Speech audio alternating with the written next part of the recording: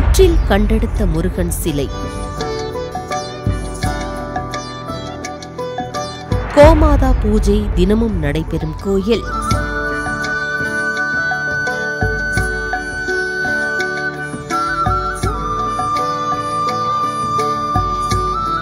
திரு அருட்பிரகாச வள்ளலார் தனது திருவருட்பாவில் பாடிய முருகப்பெருமான் கோயில் கொண்டிருக்கும் திருத்தலம் எங்கே அமைந்துள்ளது என்பது தெரியுமா?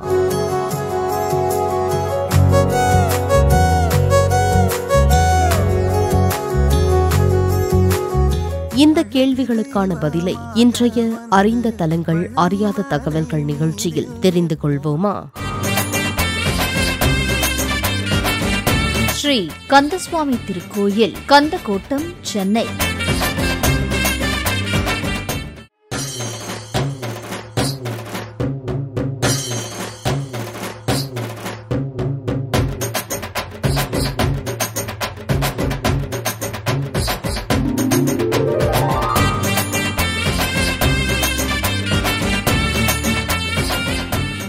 திரு அருட்பிரகாச வள்ளலார் தனது திருவருட்பாவில் ஒருமையுடன் நினது திருமலரடி நினைக்கின்ற என்ற பாடலில் தர்மமிகு சென்னையில் கந்த கோட்டத்திற்குள் வளர்த்தலம் ஓங்கு கந்தவேளை தன்முக துய்யமணி உன்முக சைவமணி ஷண்முக தெய்வமணியே என்று கந்தசுவாமியை குறிப்பிடுகின்றார். முருகென்றால் அழகுதான், அழகென்றால் முருகன் தான். முருகென்றால் அழகுதான், அழகென்றால் முருகன் தான். அறுபடை வீட்டில் அரசாளும் குமரன் தான். ஆறுமுகம் கொண்டே ஆறுதல் அளித்திடுவாய், ஏறுமையில் ஏறி வந்து ஏற்றம் கொடுத்திடுவாய். தேடி உனை நான் தொழுதா தேவையெல்லாம் தீர்த்திடுவாய். ஆடியும் பாடியும் நாடி வரும் அடியவர்க்கு அழகோடு அருள் சேர்ந்த உன் திருக்கோலம் திவ்யமப்பா.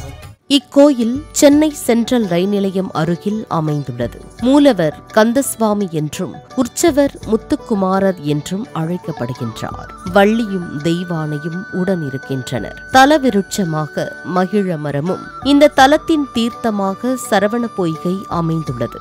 அருகில் ஸ்ரீ குளக்கரை விநாயகர் சித்தி மற்றும் புத்தியுடன் சந்நிதியில் உள்ளார். இந்த சந்நிதிக்கு அருகில் ஸ்ரீ காசி விஸ்வநாதர் மற்றும் விசாலாட்சி தேவிக்கு தனி சந்நிதியும் உள்ளது. கந்தா கந்தா கதிர் வேலா முருகா, உன்னருளாலே நானும் பிறந்தேன் முருகா.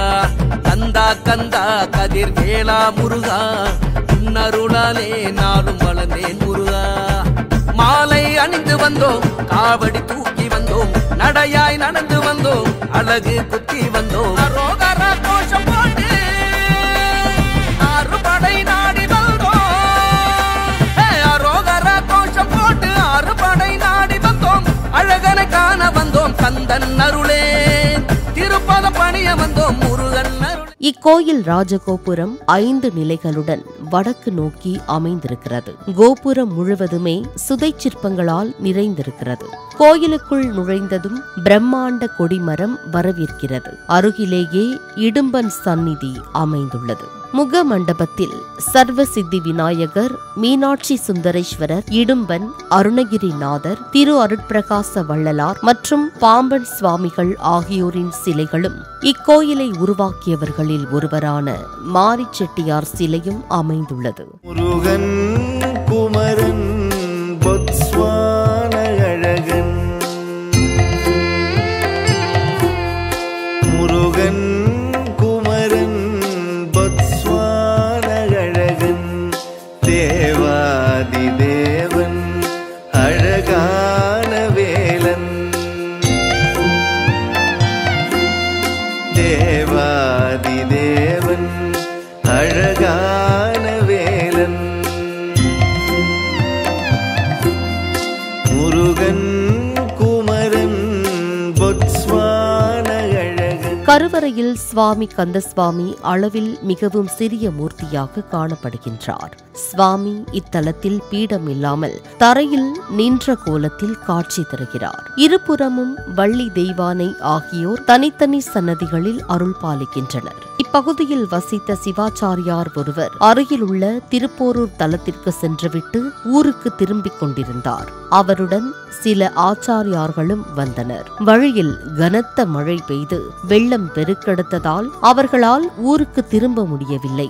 எனவே அங்கேயே ஒரு மடத்தில் தங்கியுள்ளனர். அன்றிரவில் சிவாச்சாரியாரின் கனவில் காட்சி தந்த முருகன் தான் அருகிலுள்ள புற்றில் குடிகொண்டிருப்பதாகவும் இத்தலத்திலேயே தனக்கு கோயில் கட்டும்படியும் கூறி அருளினார். கண் விழித்த சிவாச்சாரியார் மடத்திற்கு அருகில் இருந்த புற்றில் முருகன் சிலை வடிவில் இருந்ததை கண்டார். அச்சிலையை எடுத்துக்கொண்டு ஊருக்கு புறப்பட்டார். வழியில் ஓரிடத்தில் சிலையை வைத்துவிட்டு சிறிது நேரம் ஓய்வெடுத்தனர். பின் சிலையை எடுக்க முயன்ற போது முடியவில்லை. சிலையை எடுக்க இயலாததால் அந்த இடத்திலேயே இந்த கோயிலை அமைத்தார்களாம். இக்கோயிலில் வாரந்தோறும் செவ்வாய்க்கிழமைகளில் விசேஷ பன்னீர் அபிஷேகம் செய்யப்படுகிறது.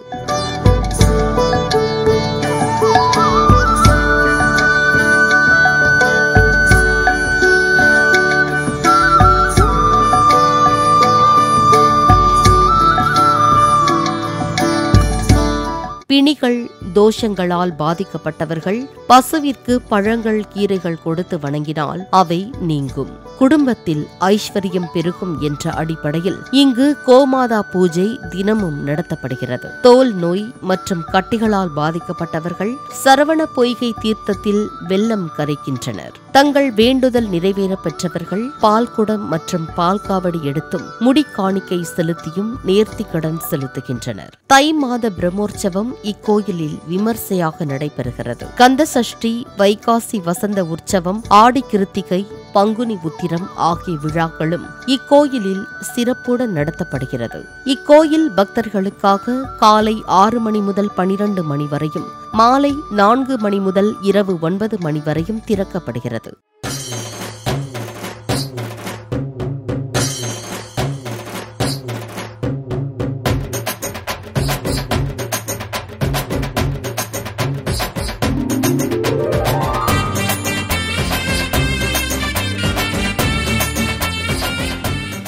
நேயர்களே, இன்றைய அறிந்த தலங்கள் அறியாத தகவல்கள் நிகழ்ச்சியில் சென்னை கந்தக்கோட்டம் கந்தசுவாமி திருக்கோயிலை பற்றிய அறியாத பல தகவல்களை அறிந்து கொண்டோம்.